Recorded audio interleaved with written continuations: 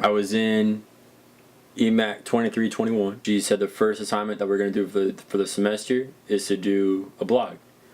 And she said you can blog about anything you want, as long as you have interest and passion behind it, that you can do it successfully for the class. But then my first thought was, I'm in college. Is beer really appropriate? And I went to her after class, after the syllabus day, and I said, "Can I blog about beer?" And she says, "Do you have passion behind it?" I was like, "I definitely do." And she goes, "Go for it." When I first started the blog, I wanted to blog about beer, but then my first thought was, beer is too broad of a subject. I'm not going to blog about the entire world of beer. And then I thought to myself, okay, I live in the United States. Let me blog about craft beer in the nation. And that got too big. And then I was thinking about the state of Texas. Well, that still was too big. And then I thought, okay, I live here in McKinney. I live in the North Texas area, so I'll focus on the local beers that are brewed in essentially the Dallas area. And that's where that started. And then I did my research behind it, and there's really no North Texas blog. There is actually Drink Local Texas, but they also focus on Texas as a whole. There's TexasBrews.com, and they focus on Texas as a whole. I have a niche focused on here in the Dallas area, North Texas. And so when you're going to start a blog, focus on a specific entity of that subject.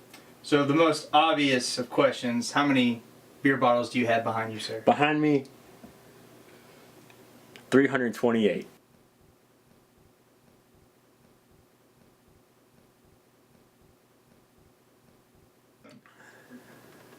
Those will be 329. Franconia Brewing Company's wheat. Have passion and have interest. If there's no passion and interest in the topic you're going to blog about, there's no point of doing it. I don't feel overwhelmed because I can assure you, if I was focused on the state of Texas, I can't go to Houston every day.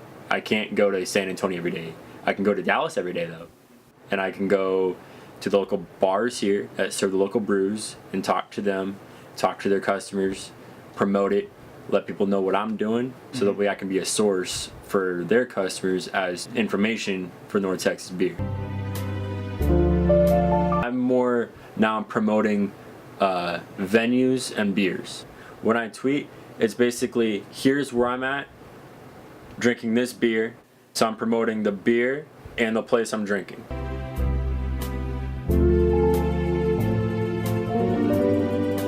In my video, I would introduce, I actually did this one, Roaring Sons Iron Thistle. And I did a review on that. You can find it on YouTube. Go to ntbeer.com and you'll see my YouTube link page, and then you'll scroll through. I also did Deep LMIPAs, and I did Roaring Sons, Storm Cloud. I did their Ugly Pug. I did a couple others, but they all came to be the same thing, where I was just telling people, like, here's a beer. It's kind of like this other one that you might have had. So when I did the Roaring Sons Storm Cloud, which is an IPA, I said, if you ever had Stone Brewing Company's IPA, it's sort of like that. So people can reference it to something that they would know is a nationwide brewed beer.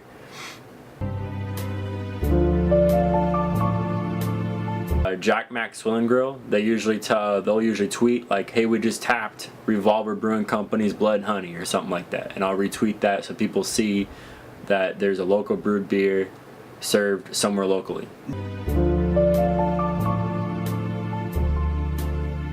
It's funny you say that. There is actually an event I'm going to try to come up with in the next month or two, hopefully, but before I graduate, obviously, or the end of this semester, actually, now that I say that. But I'm hoping to do a pint night, which means that I will be featuring a glass. When you buy a local brewed beer, you're going to get a glass with North Texas beer and ntbeer.com on it.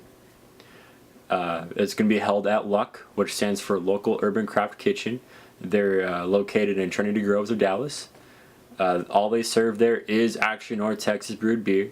They got 40 beers on tap, phenomenal venue, good food, and I'll be hoping to do that with them here pretty soon.